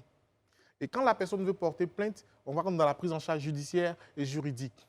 Nos services vont l'accompagner à travers des conseils. On va prendre des avocats pour pouvoir l'aider à mieux avancer. Parce que le problème en matière de violence basée sur le genre, notamment dans la prise en charge juridique et judiciaire, souvent nos populations n'ont pas, ils disent n'ont pas de moyens pour pouvoir porter plainte. À l'époque, par exemple, une autre avancée pour répondre à l'autre qui avait posé la question, la plainte était soumise à un certificat médical. Aujourd'hui, grâce au plaidoyer, la plainte n'est plus assujettie à un certificat médical. La plainte est recevable sans plainte médicale et sans certificat médical qui peut intervenir plus tard. Oui. Okay? Parce que la preuve peut être faite par tout autre moyen. Aujourd'hui, ça aussi, c'est une avancée. Parce qu'avant, certains bourreaux arguaient « je vais soigner ». Et quand tu vois la santé de ton enfant, quand tu vois la santé de ta femme ou la santé de ta fille qui va se dégrader parce que tu n'as pas les moyens, parce que tu t'entêtes à poursuivre, tout de suite, on rentre dans la culture de l'impunité. Et on dit non. Et c'est pourquoi l'État de Côte d'Ivoire a pris toutes ces mesures-là pour pouvoir contrecarrer tout ça. Justement, Kevin, la prise en charge concerne aussi des lieux d'accueil pour ces personnes-là Oui. qui suivent le compagnon. Absolument, violent. absolument. Aujourd'hui, je voudrais déjà saluer le leadership de Madame la ministre de la Femme, de la Famille et de l'Enfant, Madame Nassénéba Touré, qui aujourd'hui se bat pour installer ça et là des centres d'accueil et d'hébergement dans différentes régions. Aujourd'hui, on a des centres d'accueil et d'hébergement régionaux. L'année dernière, j'étais là, Ben, c'était je un peu le m'apprête à le tendon- dire. c'était un peu le tendon d'Achille. Exactement, Voilà, je me exactement. souviens que mon voisin même André, avait toujours bondi le même, 6 toujours mois. le même. Voilà, toujours C'était le André. même. Mais aujourd'hui, la situation est Attends. en train d'échanger. Aujourd'hui, on a des privés qui viennent avec des centres viables. Ok. Très bien. Aujourd'hui aussi, on a des familles d'accueil qui arrivent à pouvoir nous aider. Tout ça pour répondre à Voilà. l'autre. Mais maintenant, ce que je voulais savoir, vous avez mené beaucoup de campagnes et fait le tour de la Côte d'Ivoire. Selon vous, aujourd'hui, quelles sont les zones en fait, où il y a plus de VBG en, fait, en Côte d'Ivoire? Toutes les zones. Non, mais pour revenir, Non, je demande. C'est une réponse. justement, Non, pour- je sais que c'est une réponse. Daouda, Pour revenir aux zones, en 2020, dans la ville d'Abidjan, 426 femmes ont été tuées sous les coups de leur époux. C'est 2 fois plus qu'en France. Très bien. Est-ce que chaque année, vous faites une sorte d'expertise, de bilan chiffré comme ça pour savoir combien de femmes meurent sous les coups de leur époux? très bien. Quand vous êtes là, mais il insiste, hein, parce que quand il me fait ce regard là, Daouda, Oui. c'est pour me dire que, est-ce qu'il y a une cartographie? Oui, c'est ça. Voilà. Il faut qu'on ait une Il carte. faut qu'on ait une cartographie des lieux où il n'y a plus de VBG. Ça ne va pas Oui, renseigner mais sur vous la savez- psychologie des gens, mais au moins on peut Mais comprendre. je veux seulement vous rappeler que les violences basées sur les gens ne trient pas le lieu, ne trient pas la condition sociale. On les retrouve partout, partout, même dans les endroits où vous vous y attendez le moins. Ok. Et toute la Côte d'Ivoire est concernée. Non, mais si vous C'est ce que faites je justement des bilans dans chaque zone, vous auriez pu le Vous savoir. aurez- quand ouais, même. Oui, oui, mais nos Vous savez, chiffres- par exemple, nos monsieur, chiffres je nous vous dis, viennent de il y a une toutes nos culture en zones. Côte d'Ivoire où, quand on se marie, on donne au fouet au mari. Pourquoi vous ne dites pas quelle est cette culture? Non, je l'ai juste une façon Ah, globale. non, vu une Mais là, je cartographie, dis- on appelle une Voilà, cartographie. je dis une cartographie simplement. D'accord. Voilà. Donc vous comprenez. Et alors pour répondre à ce que vous avez dit tout à l'heure, je voudrais qu'on fasse vraiment très attention. Voilà. Vous savez, en matière d'études, dans un pays organisé, ces études-là doivent pouvoir être validées. OK? Doivent pouvoir être validées. Je peux vous prendre tout de suite comme expert, vous allez mener une étude, mais cette étude, pour qu'on la publie, pour qu'on l'utilise, elle doit pouvoir être validée. Donc souffrez que je ne me prononce pas sur ces 416 cas de féminicide. 426. Mais oui, mais ma 426 question, non, mais de je veux dire, la féminicide, quintessence parce même que- de la question, c'est est-ce que chaque année, vous faites une sorte d'expertise Oui, on a un chiffrée? annuaire statistique. Oui, c'est ça la On a question. un annuaire statistique qui paraît régulièrement, avec les détails, le nombre de sensibilisations, La cartographie le type aussi. de sensibilisation, le nombre. Oui, c'est par région, si vous voulez. D'accord, C'est mais par région. est-ce que ces violences sont plus accentuées en zone rurale qu'urbaine? En zone urbaine. Elles sont à concurrence. Hein. À concurrence. Elles sont à concurrence, je vous assure. Je vous assure que au village ou à Beverly Hills, ici à Abidjan, Ça chicote, les hein. choses ne sont pas assez éloignées. Voilà. Donc vous avez l'impression. Aujourd'hui, on a ces violences-là n'ont pas de couleur, elles n'ont pas de genre, De classe sociale. elles n'ont pas de classe sociale, on peut dire- à le dire. Une chose est sûre, c'est un peu pourquoi il y a ces 16 jours d'activisme là où chacun d'entre nous, eh bien, devra porter la cause de la lutte contre les violences basées sur le genre et particulièrement celles faites aux femmes et aux hommes, parce que je dis, et je veux porter le combat, il y a des hommes battus, il y a des hommes battus. D'ailleurs en Guinée-Bissau, Daouda, vous avez l'information. Oui, en 5 secondes. Guinée-Bissau, oui, des hommes ont marché pour dire que, pour protester contre le fait qu'il y ait des hommes qui soient battus. Oui aussi, parce que c'est pas parce qu'ils n'en parlent pas que ça ne veut pas dire qu'ils ne sont pas battus. Parce que le cas est venu parce qu'il y a un monsieur qui a été émasculé dans son sommeil par son épouse. Voilà. Et donc, on lisait sur des pancartes, dit-on, si la femme n'est pas un tam-tam, l'homme n'est pas un bebelon. Non, mais à titre de comparaison, franchement, les violences faites aux femmes sont beaucoup plus On est exacerbées. d'accord, mais on que- est d'accord, mais il y en a Bah où oui, les on ne peut hommes- pas comparer. Mais, non, mais on ne compare pas, on évoque C'est assez juste. marginal quand même. Non, Mais les hommes on aussi est- peuvent se plaindre. Bah hein. si. Mais Y a c'est ce qu'on rien fait. contre. Oui, c'est leur exactement. droit. C'est tout. Mais c'est ce qu'on bon. fait, ouais. Pour dire que Ce n'est pas vrai. seulement que les femmes. Voilà, vous dire. Il était important qu'on fasse un petit clin d'œil à ces hommes À battus. ces qui hommes nous aussi, il y a regardent. ces hommes battus. Voilà, il y en a. Peut-être Il y en a qu'il y en a qui peut-être nous sur le regardent. plateau, on ne sait pas. Voilà. Ils n'ont pas encore eu. Daouda, il a dit avant l'émission qu'il était battu vers 2005 par son ex avant sa femme. Merci Kevin. Non, mais là, Voilà. On comprend pourquoi les gens degré partent de le combat. vocabulaire. Kevin, Je on marque merci une que- pause. À En tout de fait- suite. Franchement. Voilà. Des applaudissements qui sont dédiés à Daouda. Pourquoi? Pour ce qu'on a entendu, pour votre soutien. Non, moi j'ai Votre aucun soutien. problème. En fait, tu sais que Kevin c'est un affabulateur. Voilà. Oui, tu es un affabulateur, tu racontes des choses, mais bon, comme tu es le petit En 5 frère, secondes, on accepte. racontez-nous l'histoire pour qu'on soit clair. Mais il n'y a pas d'histoire. Pour raconter une histoire, il faut qu'il y en ait. Il n'y en a pas. Mais c'est- Homme battu, je dois ajouter Non, ça va, homme battu. Bien vu, bien vu. Il y a l'année, hein, 2005 en plus. Est-ce que c'est dans la période où il était Manawa ou... Non, il était vigile durant la rébellion. Voilà, 2005 dans cette et période-là, il 2010. faut noter que Daouda... On est en train de préparer votre bio. On va passer une bio. Non. C'est en 2002 que Daouda Koulibaly... Mais en fait, je vous aime bien. Je sais que j'ai le dos là, j'ai le ventre assez profond, donc je supporte tout. Non, Donc t'aimes- vos on attachements, t'aime- non, je t'aimes sais que pas. vous m'aimez beaucoup, c'est Très vrai. bien, non? Daouda, d'accord. Oui, oui, bien sûr. Ça. Nous aussi, on vous aime. Voilà. Bon, les amis, il y a une bonne nouvelle pour le président Laurent Gbagbo.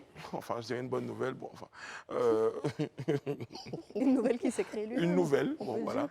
Le président Laurent Gbagbo est à nouveau sur la liste électorale. Élysée. Le président Laurent Gbagbo s'est fait enrôler. Enrôler. Je pense que, En fait, je pense que c'est ça, ça. c'est beaucoup plus Précis. juste, en fait. Vous Voilà. pensez qu'après l'enrôlement, il y a des raisons qui ne s'y retrouvent pas? Non, pas que moi, je pense qu'il y a des raisons ou pas des raisons. Une chose est certaine, c'est qu'en août 2020, le président Laurent Gbagbo a été radié de la liste électorale. Et les raisons qui ont été évoquées pour sa radiation sont des raisons qui demeurent, notamment le fait qu'il a été condamné par la justice. C'est ce qui a justifié qu'il ne soit pas. Là, c'est vrai qu'il a bénéficié d'une mesure de grâce, mais ce n'est pas une mesure d'amnistie. C'est vrai qu'il est gracié par rapport à ce qui a été fait, mais le casier judiciaire reste toujours Vous n'êtes pas impacté. d'accord avec notre bando qui dit inscrit sur la liste électorale? Non, moi je pense plutôt qu'il faut dire que le président Laurent Gbagbo s'est fait fait enrôler. enrôler. Parce que même tout ce qui est dans en train de se l'optique- passer actuellement, c'est l'enrôlement. Parce que quand on va finir cette étape-là, on va Oui. passer à l'étape du contentieux. Ouais. Et il y a certaines personnes qui se sont bien fait enrôler, mais qui ne figureront pas sur la liste définitive Ceux qui vont voter. Donc, Je électorale. Je crois que le bando a disparu aussi. Voilà, donc c'est juste ça. Il s'est fait enrôler. Mais moi, je pense que c'est déjà une très bonne chose. Oui, bien sûr. Voilà, c'est Bon, une bonne on chose. espère. En tout cas, nous peut-être qu'on a mis la charrue avant les bœufs, mais bon, on a un peu espéré qu'un Ivoirien qui n'était plus sur une liste électorale pourrait être à nouveau sur la liste. Je crois que ce serait... Oui, je pense que c'était aussi un des préalables à une éventuelle candidature en 2025. 25, c'est ça. Je pense que cette question est politiquement réglée, donc il ne doit plus y avoir de débat autour de réserve, là, Voilà, comme il c'est disait. ça. Sauf si la Constitution met d'autres dispositions qui l'empêchent d'être candidat. Aujourd'hui, il est sur la liste électorale, donc il recouvre l'ensemble de ses droits politiques et donc il peut peut-être envisager une candidature si la Constitution le lui permet. Pour l'instant, il s'est fait enrôler. Le fait Voilà. est que le président Laurent Gbagbo s'est fait enrôler. C'est fait enrôler. Bien. Après le contentieux, on verra s'il est sur la C'est ça, liste ou s'il n'est pas sur la liste. Voilà. C'est ça. Voilà. Très bien. C'est aussi simple que bonjour. Mais en tout cas, on espère, moi personnellement, voilà, j'espère Non, je qu'il- sais que tu veux voter pour lui. non, serait- non, ce arrête. serait Non, une je suite sais. logique. J'espère qu'il sera sur la liste Ce serait une suite électorale. logique en Comme- fait. Exactement, Ouais. c'est une suite logique, comme tout Ivoirien. Donc, il a le droit d'y être, selon moi, et j'espère vraiment farouchement qu'il y sera. Voilà. Farouchement. Je pense Franchement, je pense tu vois, qu'Alain je sais de quoi je parle. Je pense qu'Alain a évoqué quelque chose qui est pour moi très important, pardon.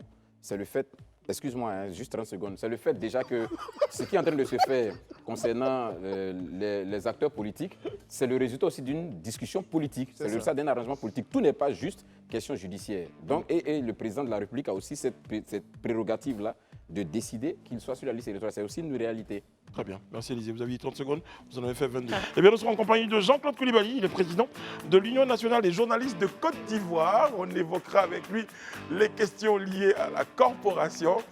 Et je peux vous dire que des questions, il y en a sur ce plateau. Il y en aura. À tout de suite. Nous sommes de retour sur le plateau du Grand Talk. Quelqu'un aurait dit, le Grand Talk, c'est comment? C'est Guillaï. Non, bon. Vous évoquez le retour de Tonnerre sur la FTV, donc très bientôt, vous aurez... Mais c'est tonnerre. Oui, Tonnerre, C'est Guillaï. Tonnerre, C'est Tonnerre Guillaï. Y a pas Tonnerre de- Guillaï. C'est tonnerre, Tonnerre, c'est pas un comment orage. hein. Non, c'est bon. Je pensais que c'était un autre concept en fait. Ça gronde et ça gronda. Ah. Samedi 26 novembre, ça a été. Ah non, c'est pas vrai. Voilà. Non mais après, non mais c'est pas, vous n'allez pas voir, et ça je tiens à le préciser, vous n'allez pas revoir les épisodes de l'ancien tonnerre. Attention, c'est un nouveau tonnerre, il y a de nouvelles pluies, donc c'est un nouveau tonnerre. C'est un nouveau rendez-vous avec de nouveaux acteurs. Un tonnerre moderne, en Un fait. tonnerre moderne, un tonnerre adapté au goût du jour, un tonnerre by Live TV. Et vous savez qu'ici, on sait faire les choses. Bien sûr. Très bien. Qui dit non? Non, si. La petite voix dit si. Bon, les amis, nous sommes de retour sur le plateau du Grand Talk et nous avons avec nous un invité, non des moindres, dit désormais président Jean-Claude Coulibaly, parce que M. Jean-Claude Coulibaly est désormais président de l'Union nationale jeunesse de Côte d'Ivoire pour un deuxième mandat. Voilà. Bonsoir, Monsieur le Président. Bonsoir, Brice. Bonsoir, tout le monde. Bonsoir. Alors, je ne sais pas si on a les images d'ailleurs de l'élection, parce qu'on va quand même parler un tout petit peu de l'élection. On les avait commentées sur le plateau. Du Congrès plutôt. Du Congrès, pardon.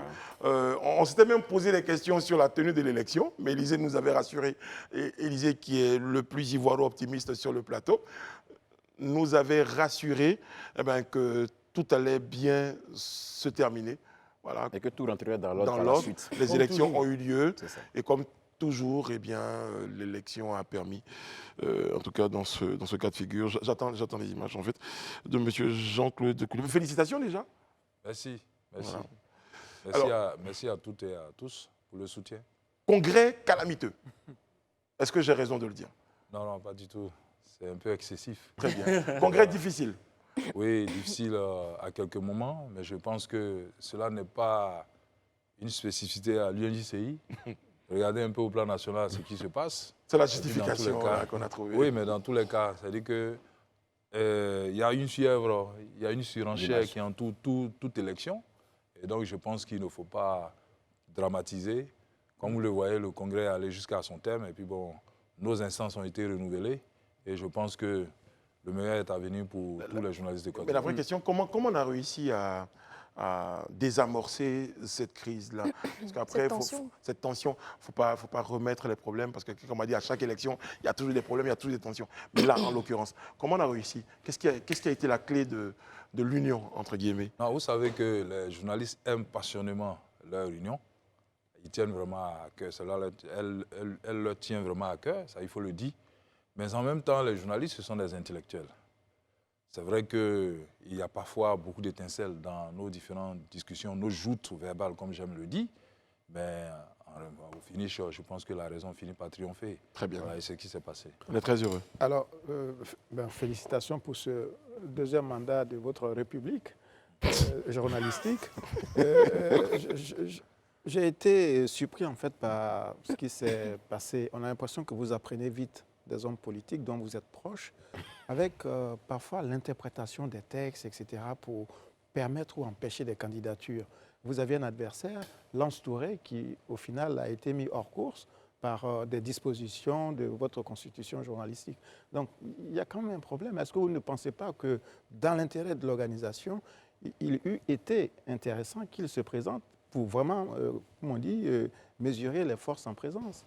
Parce que là, finalement, c'est une élection, je veux dire, un peu par défaut. Non, ce que je vais dire, bon, par défaut, c'est un peu trop dit. Je pense que moi, j'étais vraiment préparé à avoir un adversaire devant moi, à avoir une liste adverse devant moi. Vous savez, la démocratie, c'est avant tout le respect des textes. C'est pourquoi on parle de processus électoral. Durant tout le processus, il y a des étapes. Et à chaque étape, il y a des critères d'éligibilité qu'il faut respecter. Très bien. Mais si vous n'arrivez pas à vraiment satisfaire ces critères, il est clair que vous n'allez même pas aller à la compétition. Parce que ce n'est pas quelque chose de nouveau à l'UNJCI. Parce que les gens pensent que c'est quelque chose d'inédit. Rappelez-vous un peu, il y a 3 ans, il y avait 6 listes en course. Seulement 3 listes ont été validées. C'est-à-dire qu'il y a 3 autres listes qui ont été invalidées. La liste de Dibi Boni Félix, invalidée parce qu'elle est incomplète. La liste de Bossei Sylvain, incomplète, invalidée parce qu'elle est incomplète. La liste de Bamba Idriss, un problème de doublon où les 2 listes, c'est-à-dire la liste de Lens et la liste de Bamba Idriss étaient en ballottage défavorable. Finalement, c'est la liste de Lens qui avait été retenue. Donc, ce n'est pas quelque chose d'inédit, pas quelque chose de nouveau.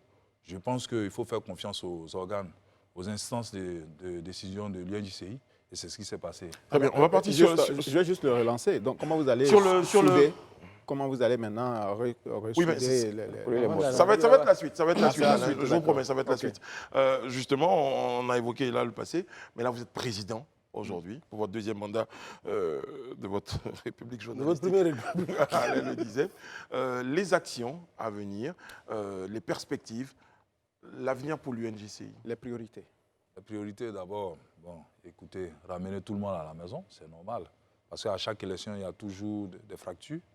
Et ce n'est pas seulement, comme je l'ai dit, spécifique à l'Union. C'est ce qui existe dans toute élection. Après les élections, il faut savoir se retrouver et s'unir ensemble pour pouvoir construire la maison commune. Et je pense que c'est ce que nous allons faire. Nous allons apporter les gens. Il y a 3 ans de cela, nous l'avons fait. Cette année encore, nous allons aller encore vers les frères, vers les consoeurs, les confrères, pour échanger avec eux, pour leur faire comprendre que ce qui est important pour nous, c'est l'union, c'est l'UNJCI. Parce que c'est celle-là qui nous réunit, c'est celle-là qui nous regroupe. Et je pense que c'est celle-là qui peut nous apporter beaucoup de choses. Daouda? Ok, Monsieur le Président, félicitations pour votre élection. Merci. Voilà. Vous parlez d'aller vers les frères. Est-ce que vous ne vous sentez pas aujourd'hui mal élu, d'autant plus que vous avez été élu seulement qu'avec la moitié de tous les journalistes de Côte d'Ivoire? Puisqu'il y a la moitié des journalistes de Côte d'Ivoire n'ont pas pris part à ce congrès-là, à ce 11e congrès. Oh, je ne le pense pas. D'abord, sur les tests, il faut rappeler que les tests ont été respectés à toutes les étapes. Il y a eu déjà l'élection du président du Congrès qui a dégagé déjà une certaine majorité. Et ça, ceux qui ont suivi de bout en bout vraiment ces élections-là, ils le savent. Et en plus de cela, il y a ce qu'on appelle la procédure au niveau de nos congrès.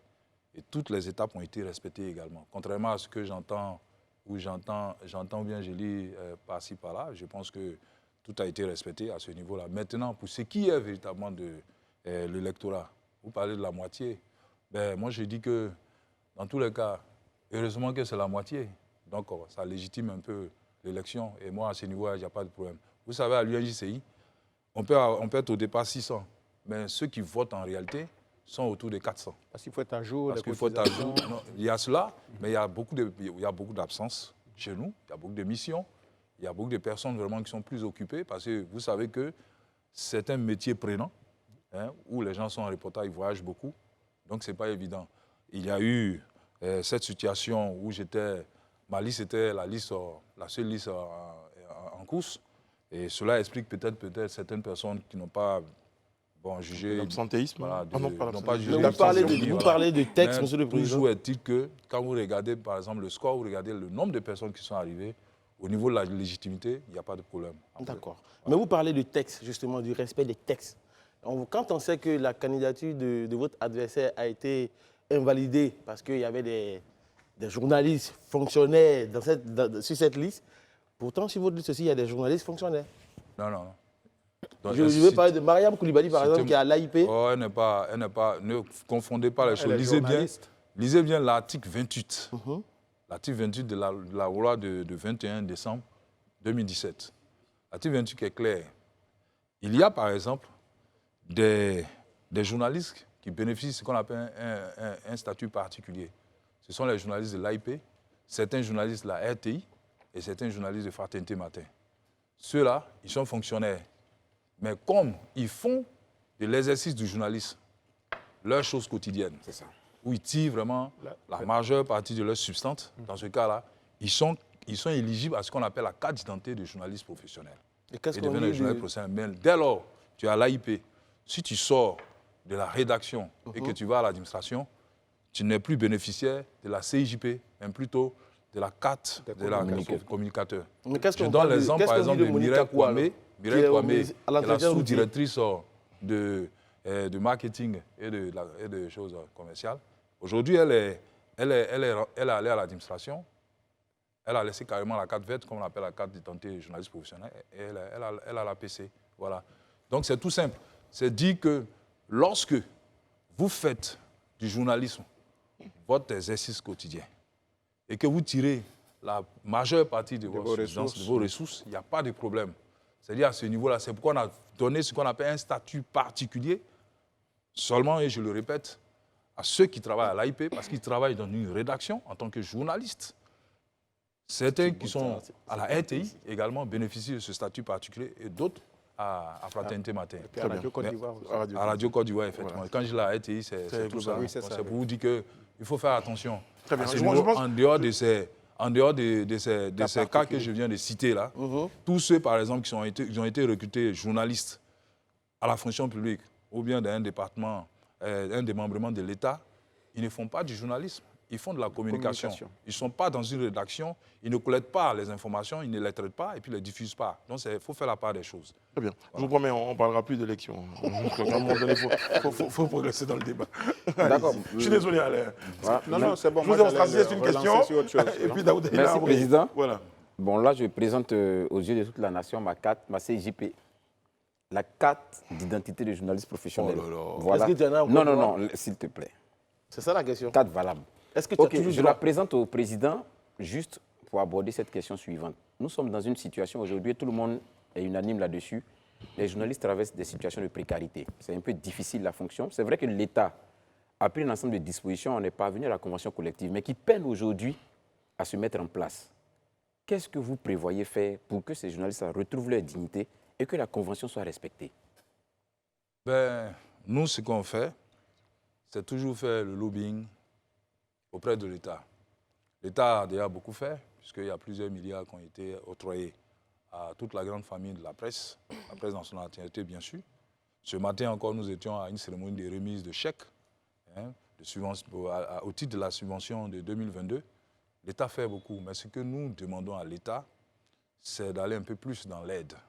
C'est pourquoi, depuis que nous sommes là, nous faisons le lobbying auprès de l'État pour l'octroi des 0,01%. Les 0,01% du budget de la Côte d'Ivoire. Il Pourquoi représente nous environ demandons ça? combien?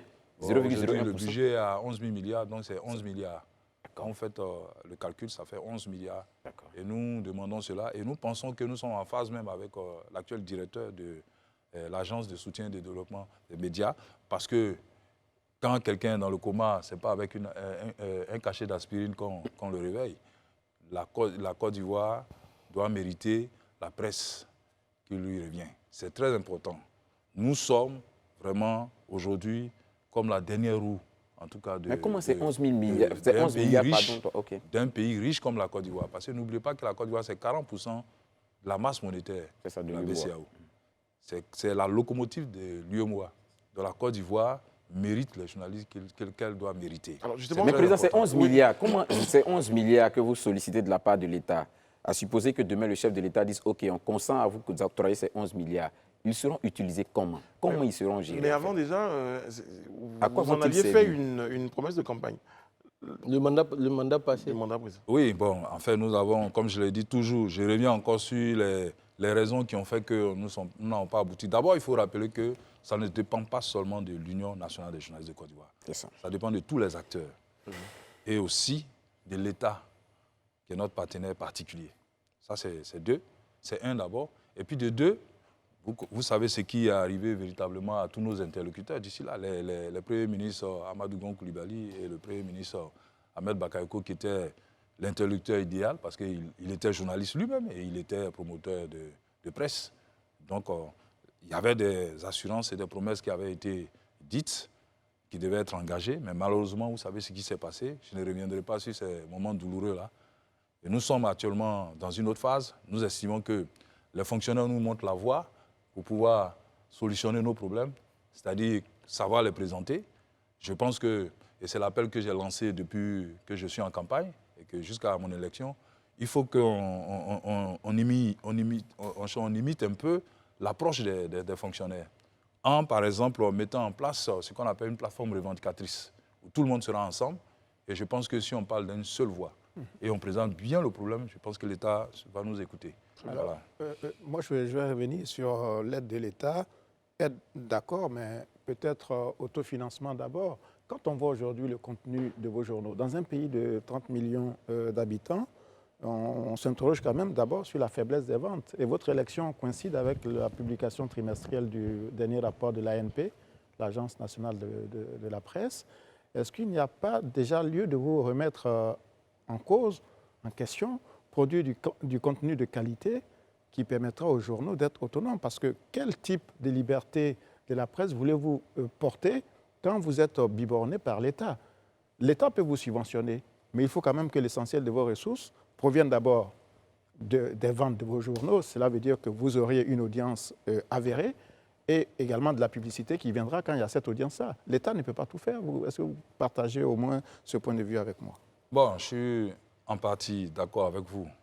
Pour ce qui est de la qualité des productions, il y a beaucoup à dire. Ça, il n'y a pas de souci. Parce que dans tous les cas, nous sommes dans une économie où l'offre dépend de la demande. Ça, il n'y a pas de souci là-dessus. Mais il faut reconnaître que aussi, nous sommes dans un contexte économique mondial défavorable pour la presse. En tout cas, je vais dire la presse traditionnelle.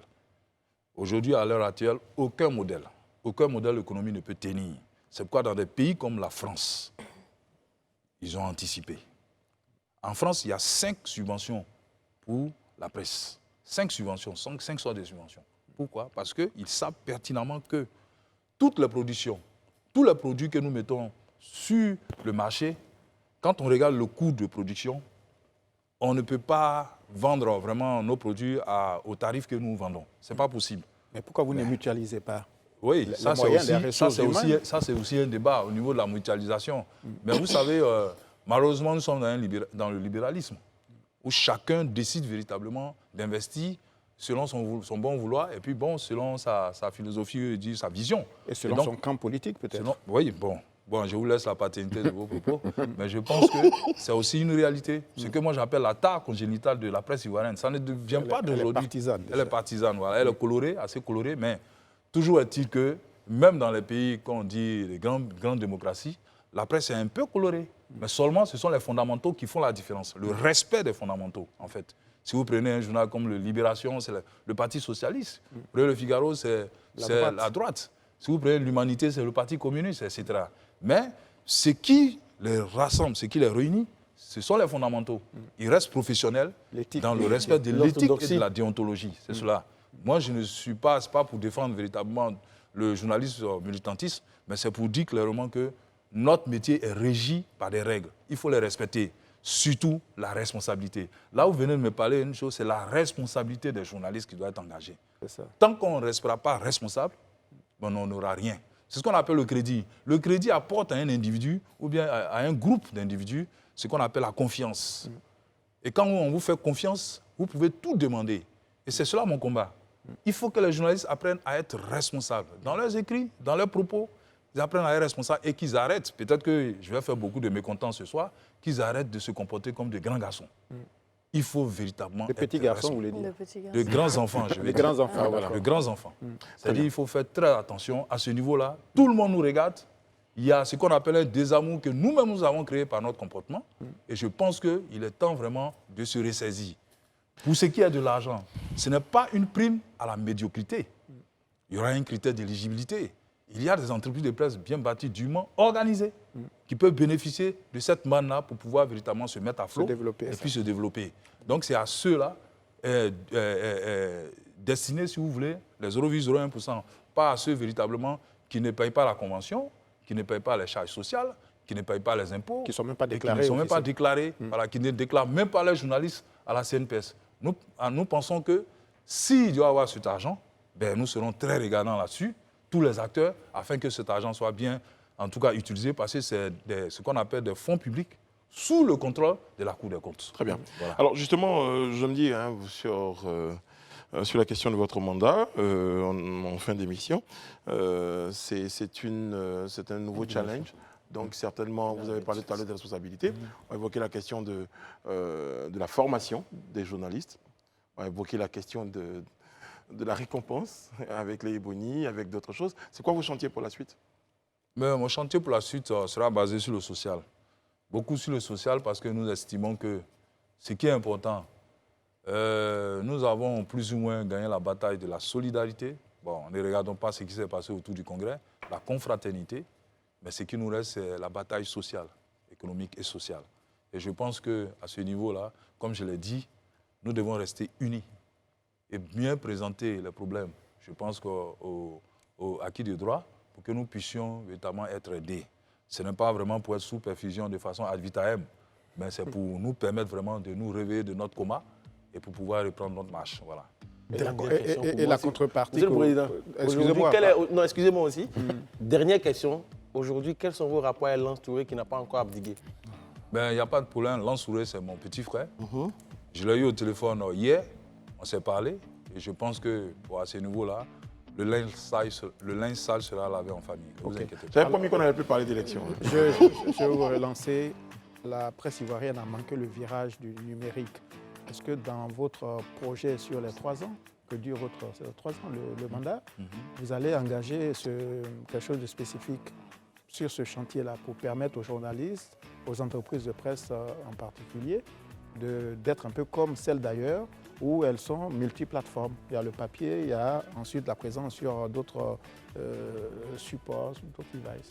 Oui, bon, c'est ce que nous faisons depuis. Vous savez, nous avons signé une convention depuis le décembre passé, le décembre 2021, avec une société d'opération mobile, pour ne pas faire de la publicité, qui a traité ce cas depuis le mois d'avril jusqu'à aujourd'hui. Je pense que les journalistes sont formés à ce niveau-là, comment créer une entreprise numérique, comment la tenir, comment l'administrer, etc. Aujourd'hui encore, nous sommes encore en formation. Il y a les GRI au niveau de l'ISTC qui sont formés. Et demain, nous commençons une autre formation de l'organisation numérique en partenariat avec la Fédération internationale des journalistes pour 20 journalistes. Nous allons continuer comme ça. Nous allons continuer parce que nous savons que la mutation numérique doit se faire. Comme on le dit, s'adapter ou périr.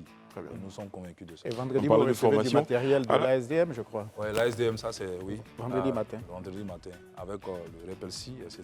Nous sommes conscients en fait de tout cela et je pense qu'il y a ce qu'on appelle un tableau de bord qui sera exécuté pour que la bataille du numérique soit remportée. Parce qu'un journaliste qui ne maîtrise pas le numérique actuellement, il est encore un journaliste du XXe siècle. Voilà. Non, du XVIIIe siècle. Un journaliste analphabète. Écoutez, Monsieur le Président Jean-Claude Coulibaly, merci et félicitations pour votre réélection. Merci, je profite de l'occasion pour saluer le travail de qualité qui est fait ici, à ce niveau. En tout cas, bravo, bravo et bonne continuation. Merci beaucoup. En tout cas, bonne chance pour votre mandat. Bientôt nos cartes vertes. Je veux droit à ma carte bientôt. On vous donne rendez-vous demain sur ce même plateau pour un autre numéro du Grand Talk. Prenez soin de vous et des autres. Que Dieu veille sur vous, qu'il veille sur la Côte d'Ivoire, qu'il veille sur la presse ivoirienne. À demain.